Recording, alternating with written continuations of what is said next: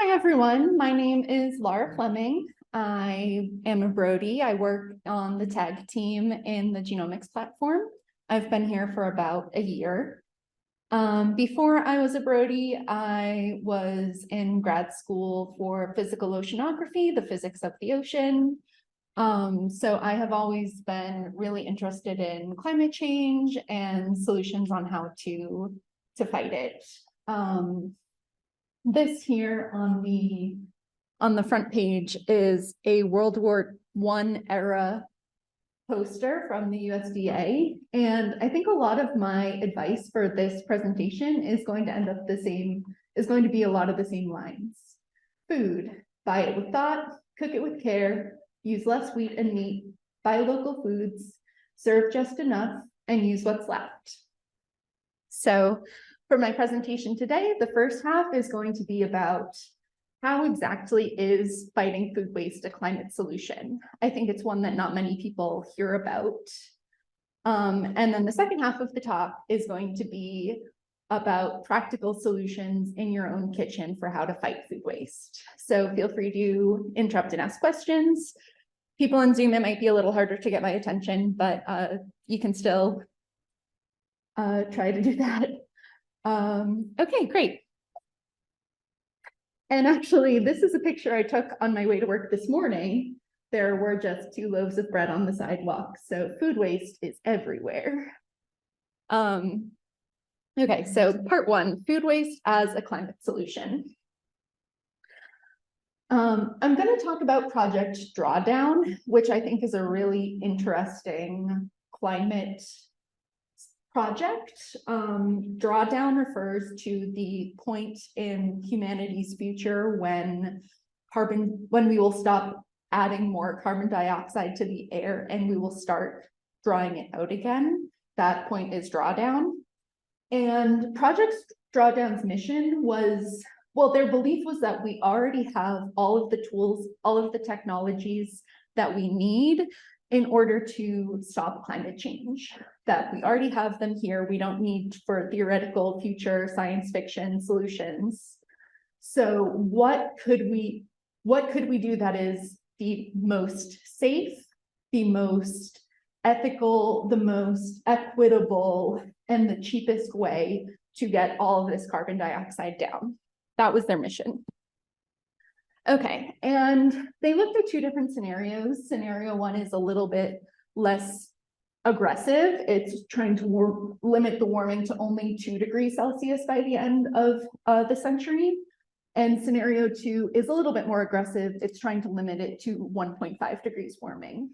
And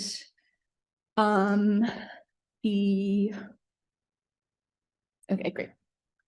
So the numbers are in terms of the equivalent amount of gigatons of CO2 either reduced, either like taken out of the atmosphere or prevented from going into the atmosphere to begin with.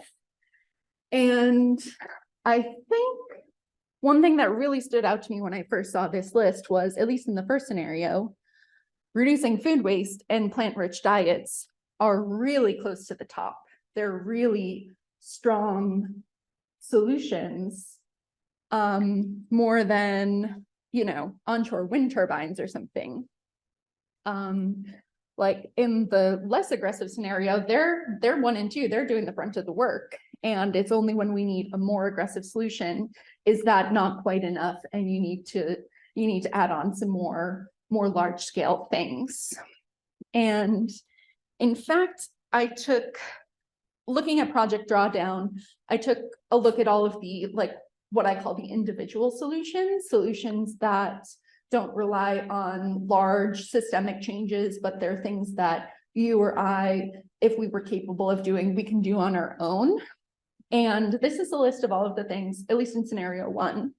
And again, reducing food waste and eating a plant-rich diet are way higher than anything else on that list, which is not to say that you shouldn't try to insulate your house and get LED light bulbs. But here is something that is such a strong solution and right in our own hands. We have a lot of control over this in a lot of ways, I think. So this is kind of an old picture. I think this is from 2012, but if you took all of the food waste in the world and separated it out from the rest of your carbon emissions, food waste would be third in line behind the United States and China. That is how much food is wasted on a global scale every year, more than India. So it is a huge problem and like a huge amount of resources going to waste. In the United States, most of the food that we waste ends up in landfills. The EPA estimated that in 2019, 6.6 million tons of wasted food were generated, and about 60% of that went into landfills. So this is a really big problem. For one, we are running out of landfill space in this country. But another really big problem of what happens when food goes into a landfill, it's not able to decompose properly. It's not able to compost because there isn't enough oxygen in the landfills. So instead of being able to compost, it instead is in like an anaerobic environment. And instead of releasing carbon dioxide, it releases methane. And methane is about 25% or 25 times more potent as carbon dioxide at trapping heat in the atmosphere. If you look at this chart, this is showing US methane emissions by source. And you can see here, 15% of our methane is coming from landfills. So this is, again, a huge source of the methane in this country. Okay, so where is this food being wasted? This next section is from a UN Food Waste Index report from 2021.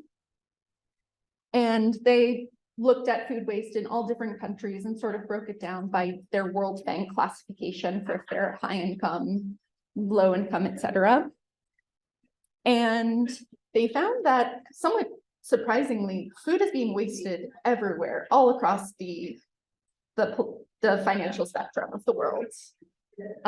In lower income countries, the reasons for the food waste might be different.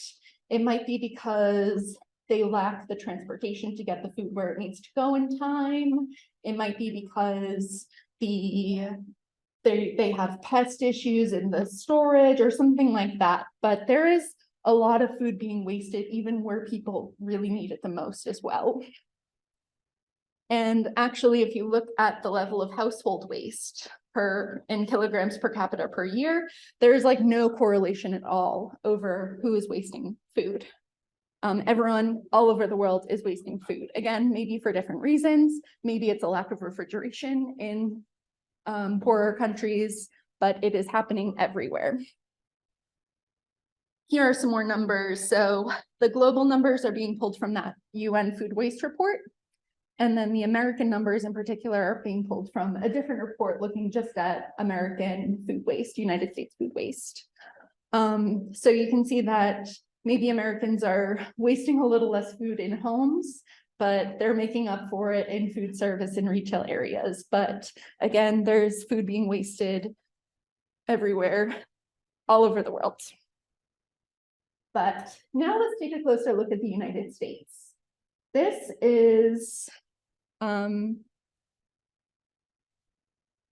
again from that 2018 wasted food report, looking just at the United States.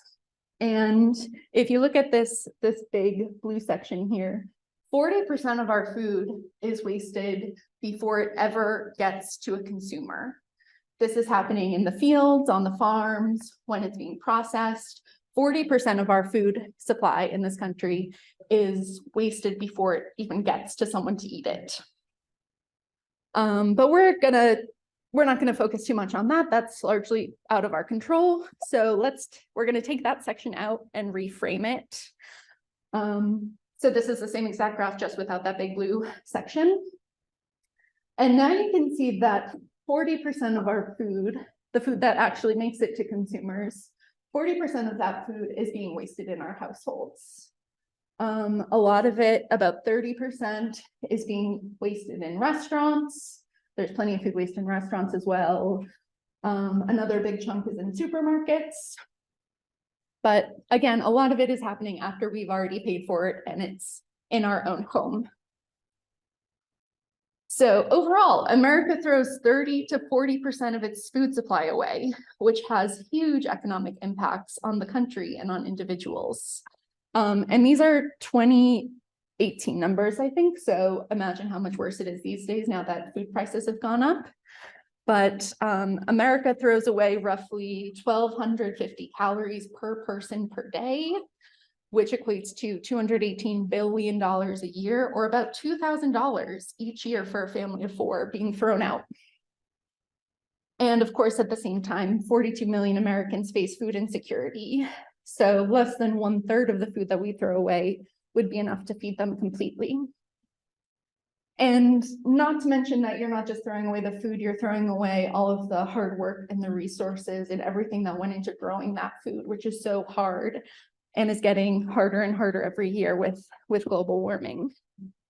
So these are some headlines that I pulled from the New York Times, because I'm sure we are all aware in a lot of ways of all of the things going on right now that are affecting food prices. The war in Ukraine, which is like the breadbasket of the world, has been a really big event, and one I think we're still not done feeling the repercussions of.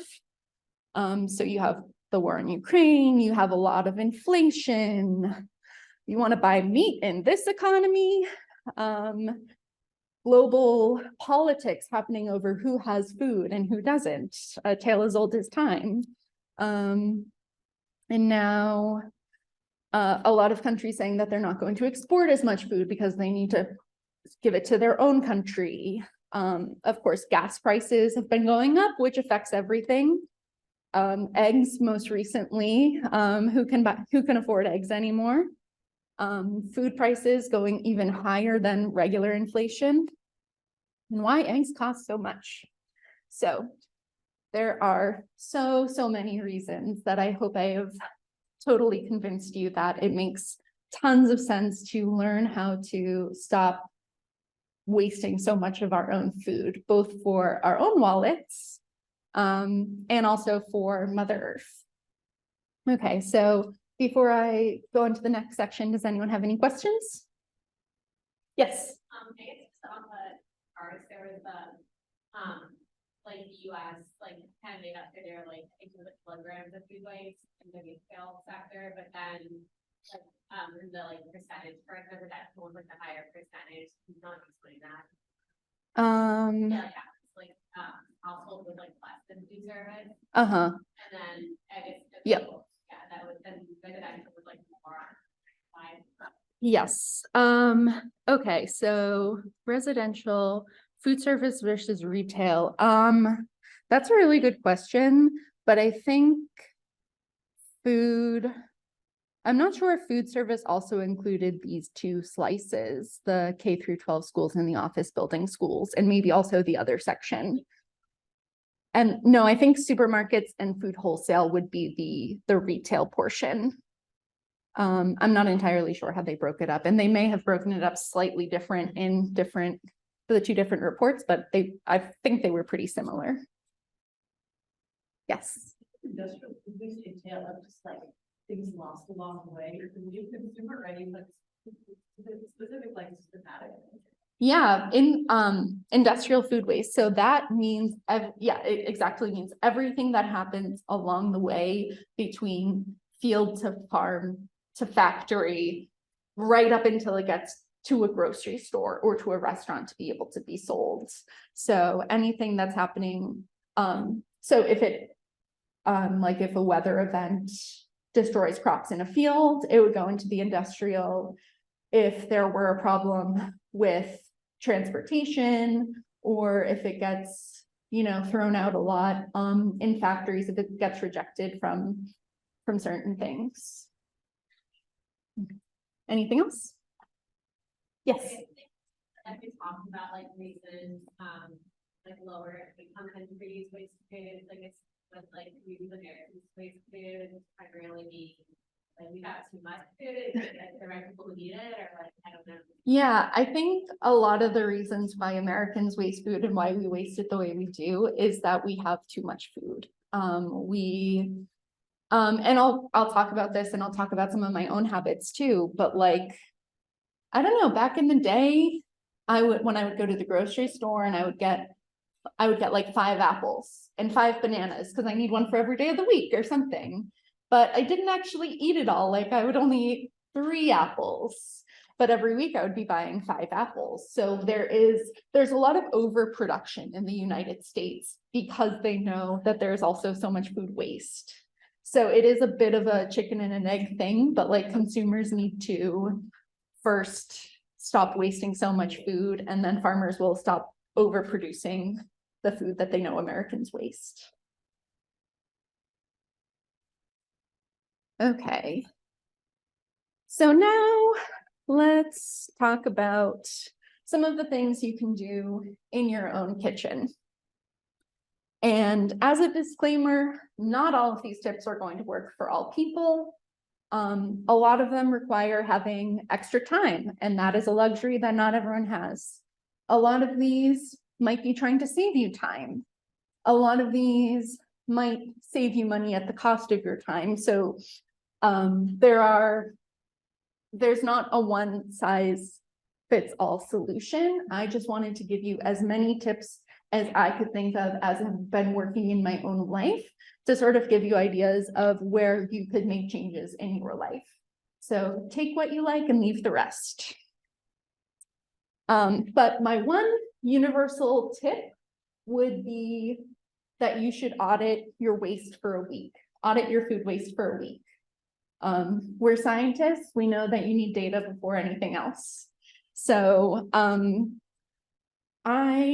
for a week, I jotted down a list of the things that were going into my compost bin and why they were going there.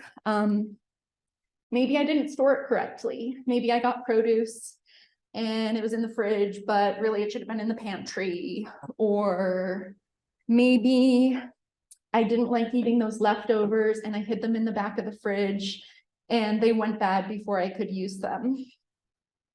Or I bought those 5 apples and only ate 3, so I'm throwing away 2 every week.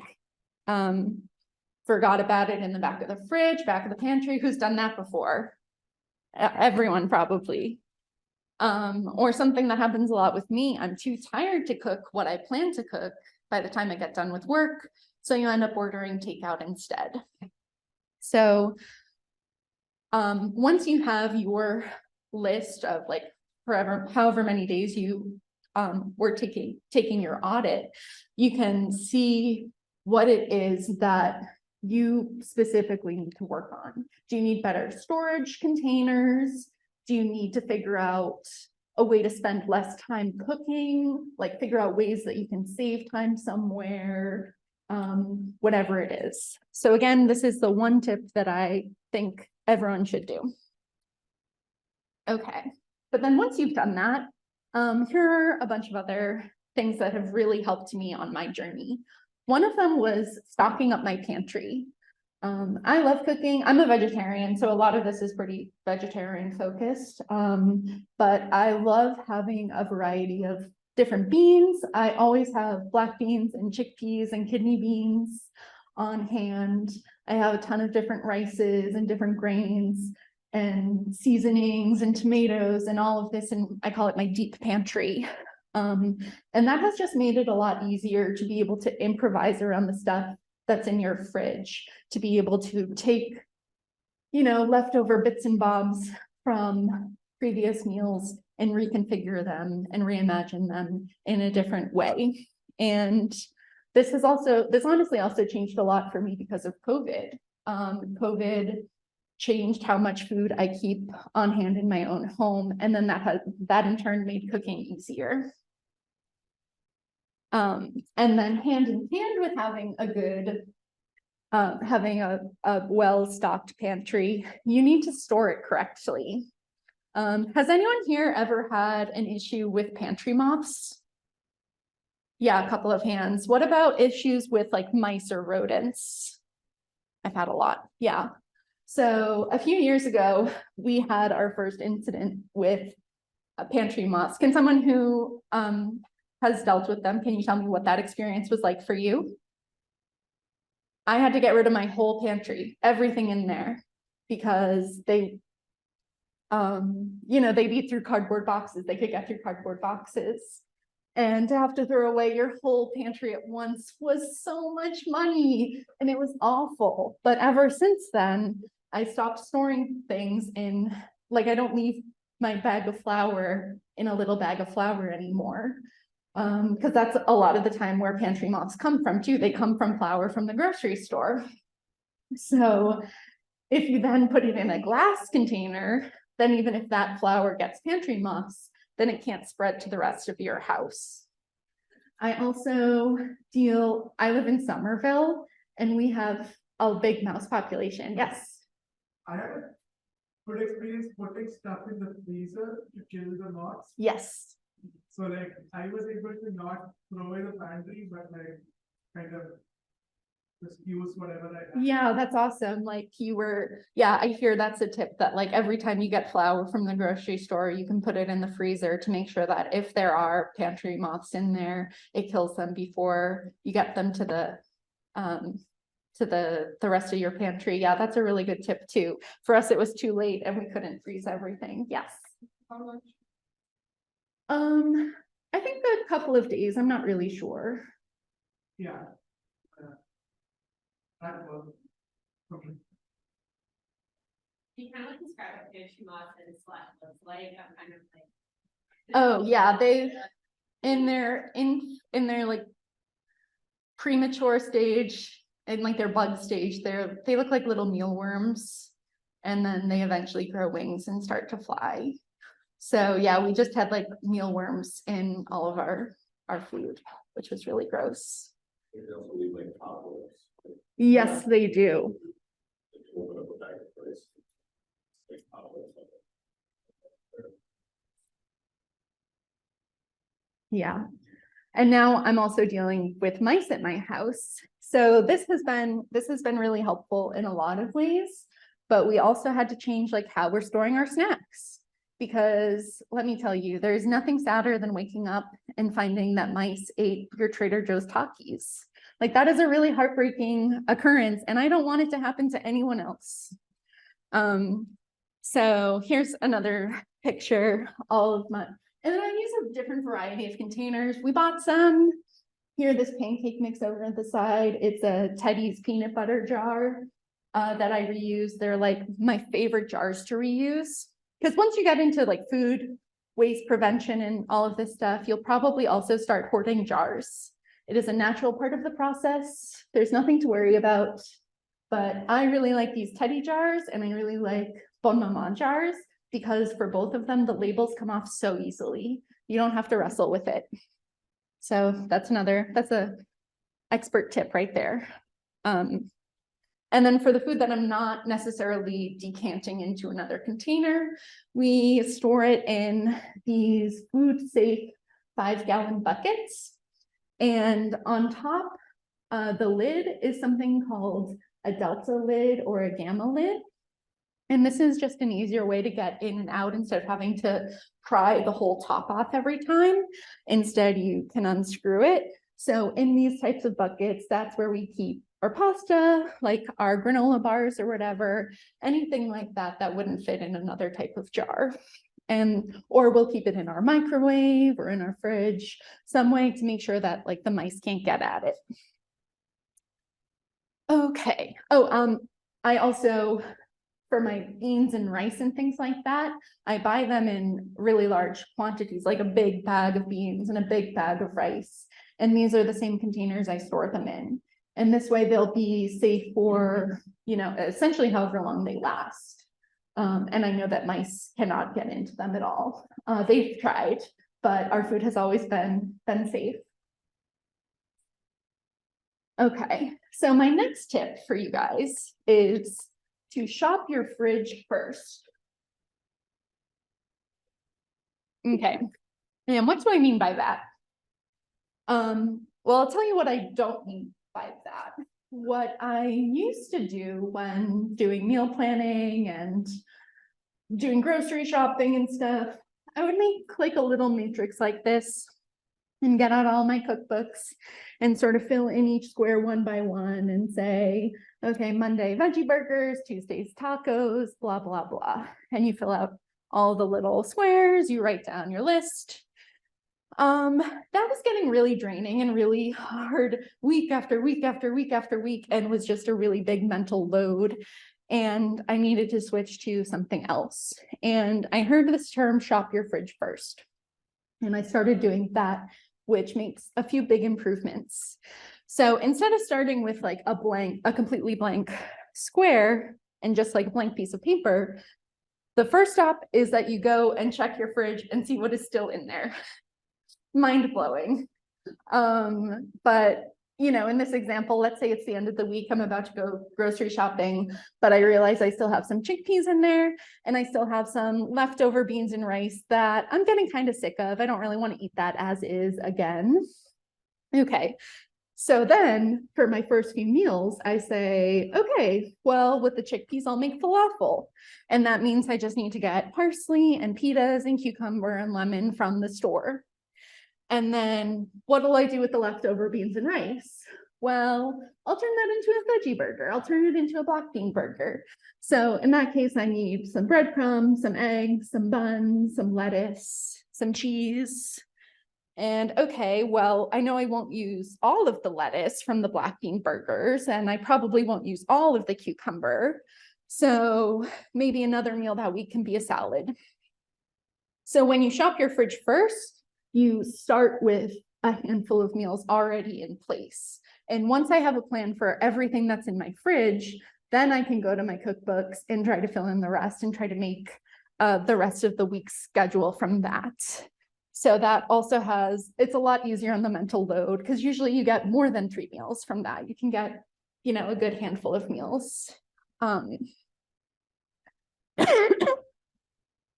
Okay, and then once I get back from the grocery store, and I don't always have time to do this, again, you might have the time, you might be in a busy season in your life and not have time to do this. But when I do process my produce as soon as I get home, it makes the rest of my week so much easier. So I might chop up a bunch of garlic and store it in a glass jar in some olive oil. I might chop up some onions for the week, store that in a jar. Maybe you zest your lemons, put the zest in a jar in your freezer. You can then juice the lemons, put that in the fridge. You can take off the ribs and cut and wash your kale. You could peel carrots, put them in a glass jar. They stay for a really long time that way, with water in it.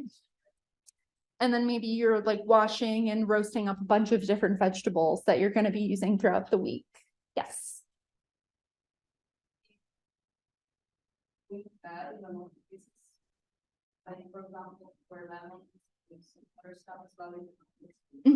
Yeah, that's a great question. And I think you need to be storing it in the right way. So for lemons, I've definitely found that juicing the lemon and keeping that in the fridge lasts a really long time. I've never had a problem with that going bad before. Washing the kale, right? Because you're going to increase the moisture level in your container. For which one? Washing the kale. Yeah. And yeah, what I like to do with kale, I usually like wash it and then dry it in my salad spinner. And then in the container with it, you might put paper towels, or you might put just like a tea towel or something in there to also help soak up the moisture. But then that way it's all ready to use. I like to use towel wrap and put it in the Ziploc bag, and that tends to be like the right amount without being. Yeah, so definitely there are definitely things that don't last as long if you process them. So trying to figure out that all of those things that you can get away with processing also helps a lot. And also just knowing how long things last generally, like lettuce is going to last less long than kale. So if you have both of those, you should try to eat your lettuce meal earlier on in the week, because you know that the kale will wink it until Friday. Okay. And then a lot of what this culminates for me is, I call it being in the flow, from recipe to recipe. And this is what another friend calls it too. But basically it's a dance you're doing in your kitchen where you're like, okay, I have a little bit of chicken left over from dinner last night. What am I going to do with it? And figuring out how to turn whatever you currently have into like the basis of your next meal. So like I said, maybe that means you're roasting a lot of veggies all at once and to save time. And then you're using them on different recipes throughout the week. Maybe you're putting them in a grain bowl one day and just as a side the next day. One thing I do a lot on the weekends is I'll make a really big batch of beans or a big batch of rice in my Instant Pot. I love my Instant Pot. It saves me so much time.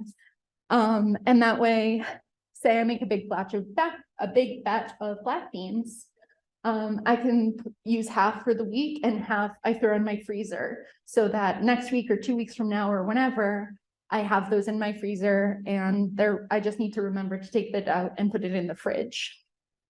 And again, with roast chicken, like, are you going to use your leftovers in a sandwich? Are you going to put them in a salad? Are you going to use the bones to make chicken stock? And then you have bone broth, and then you say, okay, what am I going to do with this bone broth? And then it just keeps rolling from there. Or a big batch of chickpeas. So maybe you're going to use some for hummus. Maybe you're going to roast some of them for a second meal, and then you freeze the rest. Okay, another really big thing that has helped me is learning how to use the parts of food that you normally consider waste or that you would normally get rid of first. So an example of this is making carrot top pesto. Most people just get rid of the carrot tops if you get them at all, but you can substitute them for basil in pesto and make a really nutritious, delicious, mostly free food for yourself. A big one in my household is that I always make my own veggie broth. I save up onion skins and garlic skins and the bits of pepper that I was going to compost.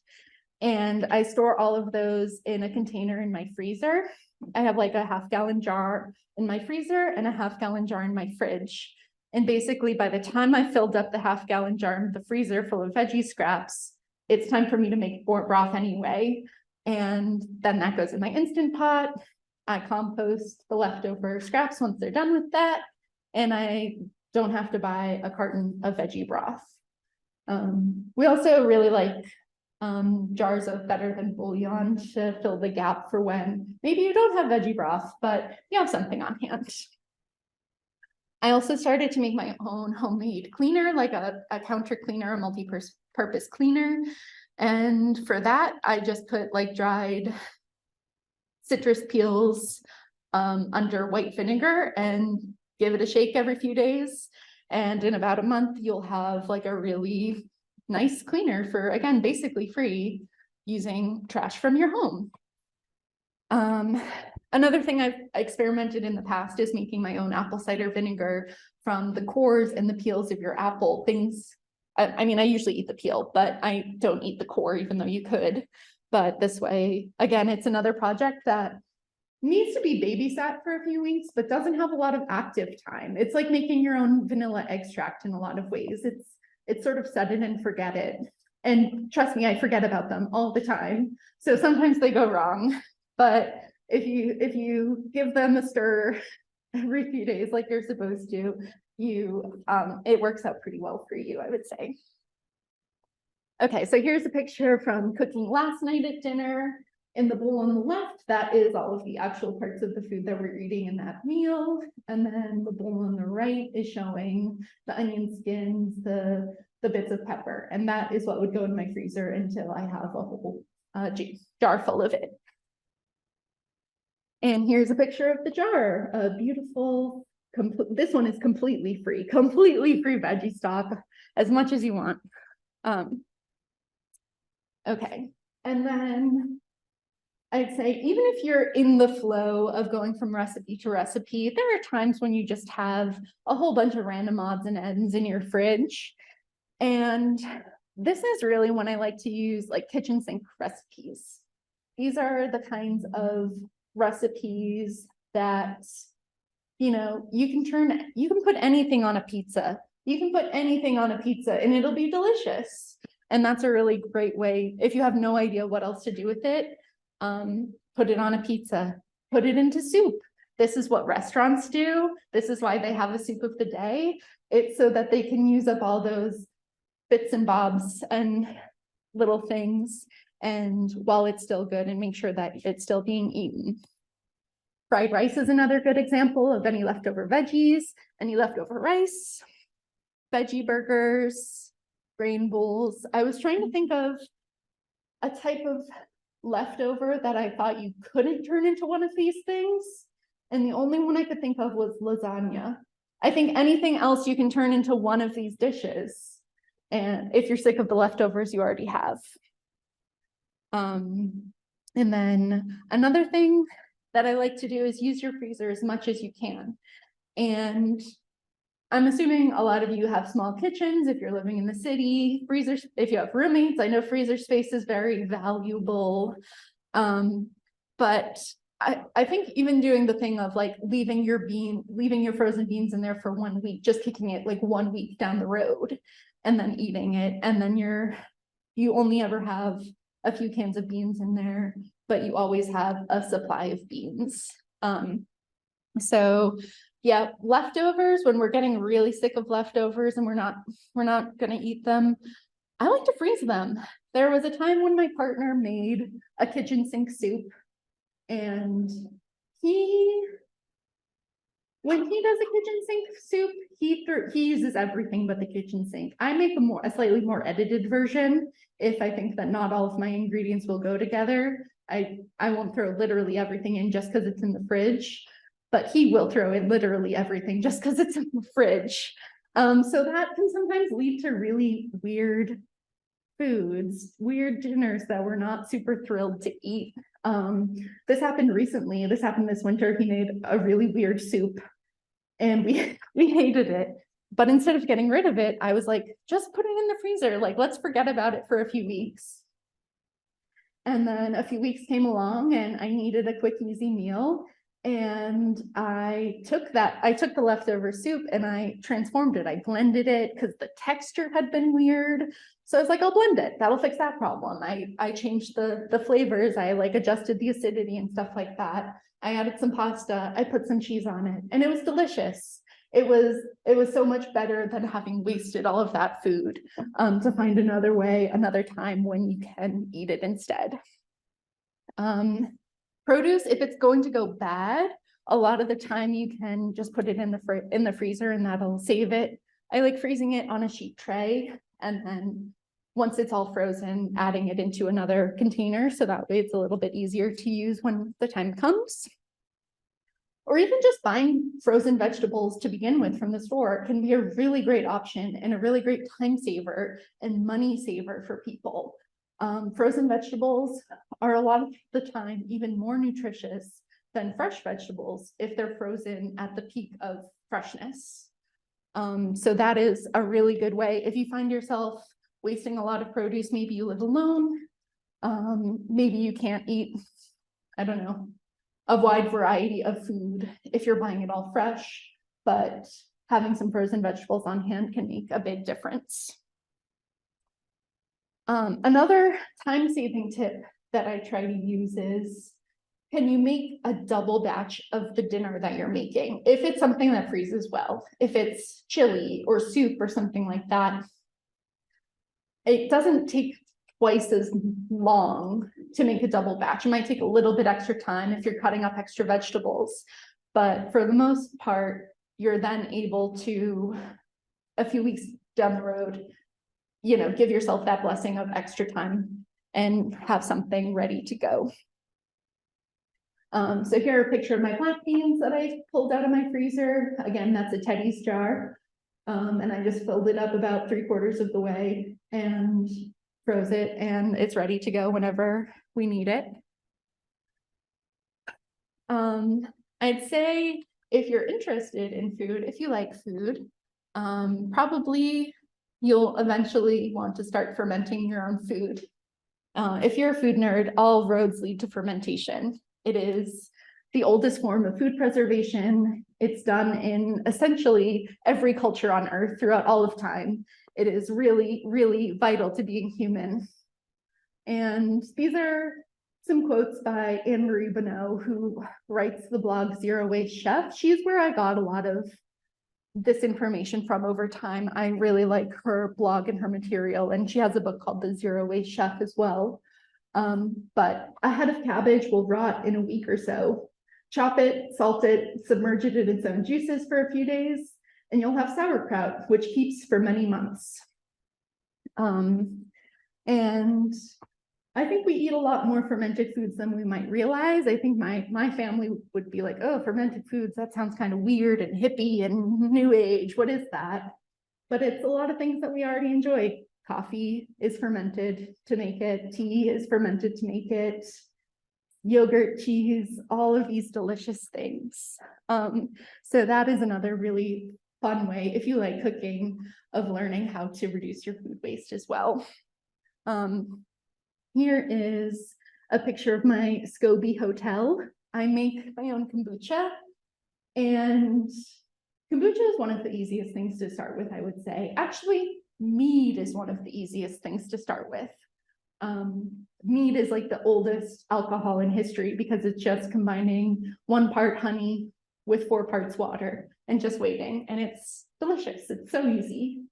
But here's my SCOBY hotel when kombuchas are growing. Like there's a chance that you might kill off your SCOBY by mistake, so you can store all those extras in a SCOBY hotel in case of emergency, or in case anyone wants to learn how to make kombucha. Yeah, happy to bring some in. Okay, another thing I want to talk about is Best By dates, because I think there's a lot of misunderstanding of what they mean. A lot of people think that they are about food safety, but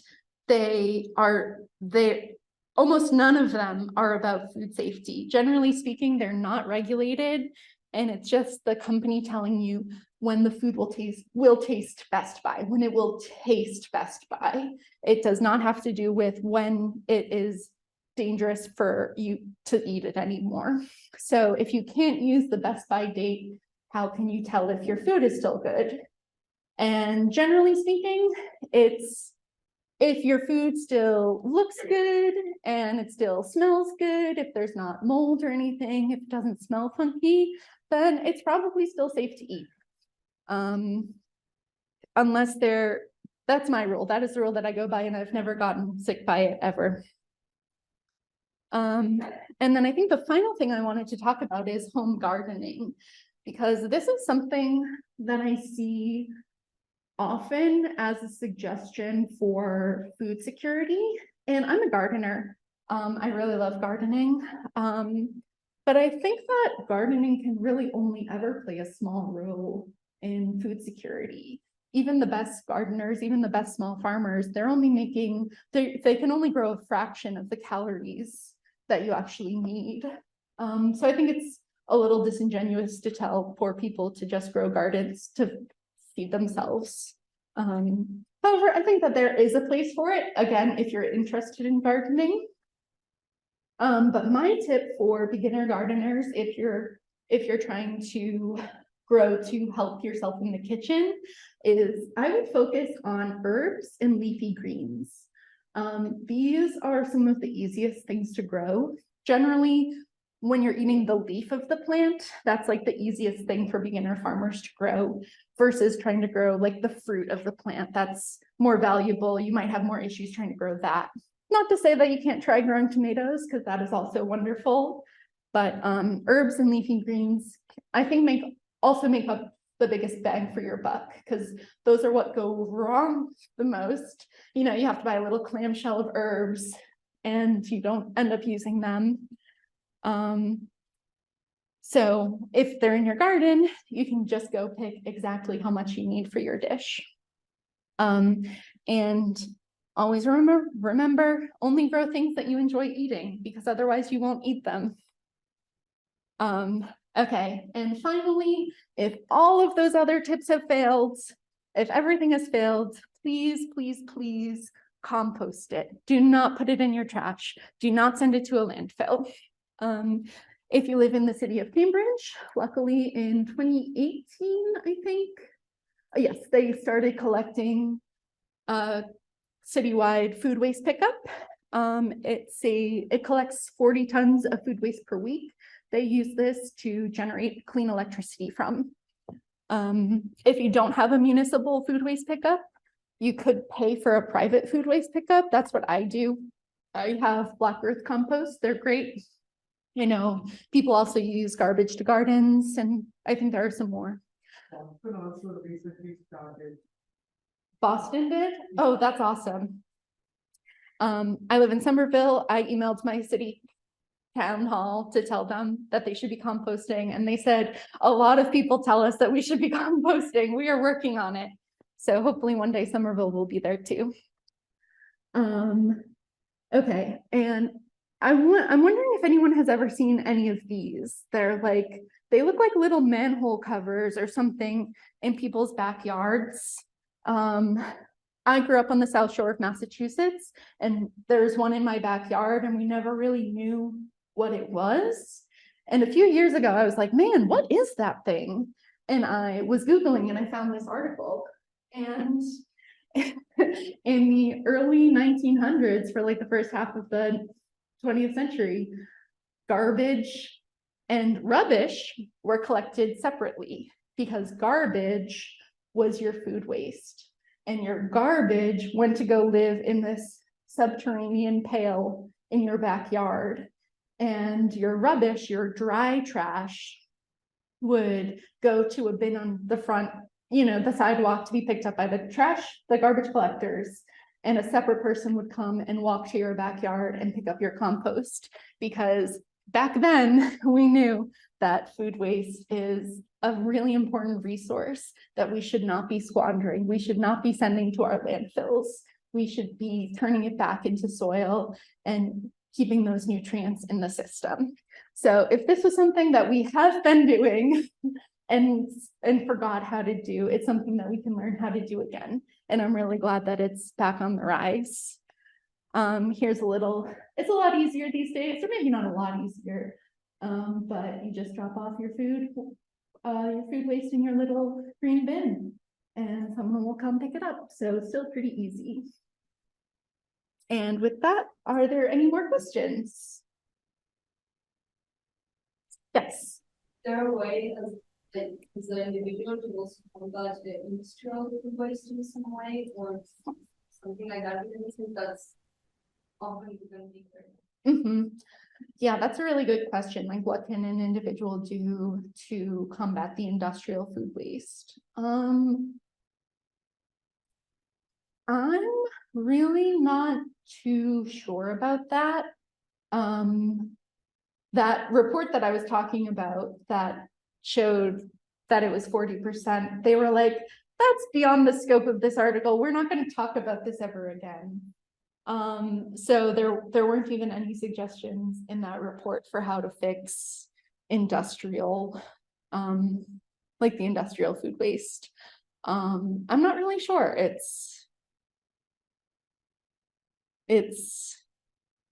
Yeah, it's a really hard question. And I think a lot of it is like the food system in the United States has a very good PR campaign. I would say there's a lot of belief that in the good old days, it was all small family farms that were able to sustain themselves. And it's really never been like that. The United States food system has always been about growing corn, essentially growing corn and turning it into cheap processed food to feed people. So a lot of these problems run really deep in the system and we'll need a lot of like systemic changes to address. Like freezing produce is that respect of the berries or something. Is there another way of heating it that would make it last longer? Yes. Okay, that's a really good question, especially if you spent big money on berries, right? And then you bring them home and they've already gone moldy. It's like, what the heck, man? So I do know one thing with berries, if you happen to see, you know, one moldy berry or something, if you take that out right away, that can really help prevent it from spreading to the rest of the berries. But other than that, I'm not entirely sure what like the right processing is. A lot of this stuff I Google whenever I need to figure it out. Like I'll Google how the right way to store carrots or something. That's where I learned the trick of keeping them in a jar of water. But berries, I'm not sure. And there can be a lot of conflicting advice. Like some people say wash them, some people say don't wash them. So that is really hard. I think one tip that has also worked for me in a lot of ways with my produce, because I tend to put it in the produce jar and drawers in the fridge and forget about it. I saw a tip on TikTok or something where someone said that they have ADHD, and how they deal with this is they put their condiments in the produce drawers, because if you need ketchup, you know that you have it, you're going to go get it. And that way, instead, on like the doors of the fridge, they can put their produce there instead. So maybe it's not like the ideal humidity conditions, but you see it more, it's more in your face, you're going to remember to eat it. Anyone else? Why not you freeze berries? Oh, freezing berries? It's fine, right? It's just Oh, yeah. what to use it for. Yeah, I freeze berries a lot. I think that's a good way of preserving it. I didn't talk about like canning food, but that's another fun way of preserving it and making. So if you had like a lot from the farmer's market or something, I would probably try to turn it into jam or something. But freezing berries also works really, really well. And again, I would do the trick where you freeze it separately in a single layer on a cookie sheet first. And then once it's frozen, you can put it in a jar, and that way they won't stick together as much. It'll be easier to like portion them out. But they don't necessarily come back to the same consistency. So once they're frozen, I would only use them for like smoothies or something, or to eat frozen, but they won't like reconstitute very well. They'll never be the same. Yes.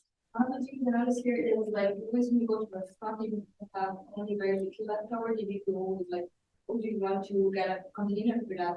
Mm-hmm. And wondering like, if at the end, the production of the container probably was worse than that small piece of food, like maybe it's overpriced or the whole way. Yeah, it's one way that you could do it if you want to be. This is something that I do sometimes, not that I go out to eat very much, but you can bring your own container. That's something that a lot of places maybe won't let you because they're not sure about the health code violation. So I think also expanding the legislature to let them use your own containers. I mean, even places still don't let you bring your own coffee cup sometimes because of COVID rules. And that seems kind of silly, but yeah, it is hard to like balance do I need this new plastic container or just save the food? Yeah. Yes.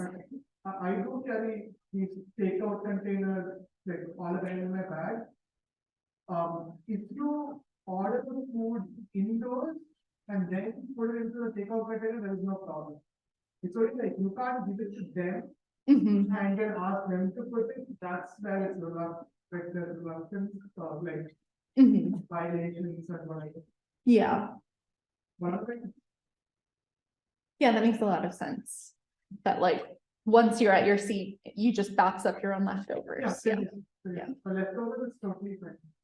Because like, usually sometimes it's even better because these will seal better than some of the restaurants in the week. Mhm. What do you think, like, the road play, like, is your, like, labs, so that they're all five, like, and get beneficiary. Mhm. But what do you think, like, is there anything there should be addressing that, or? I mean, for me, I'm just so happy that the Broad a few years ago transitioned, like really increased their composting abilities. And that was an effort led by, I'm sorry, I don't know the names, but like a few people from the sustainability group. And so I think that is like the bigger part they can play, that any food waste that happens on site is being composted. But yeah, it felt weird ordering so much food for this event, and I was like, I hope people come. So please take leftovers from this event too. I can't waste food at the food waste event. But yeah, I also really like I think it's really important that if you have leftovers, like after this event, I think we need a whole new Slack channel for the free food, because, oh, there is it's new, right? And it's very active. Okay, great. I'm gonna join that, and I'm gonna tell everyone to come eat this stuff. But yeah, I think that is another really good way of dealing with it. Because who doesn't like free food? You can find a grad student somewhere who'll come eat your food. Well, thank you all so much for coming. I hope that you got a few tips that you can apply in your own life. And please take any extra food.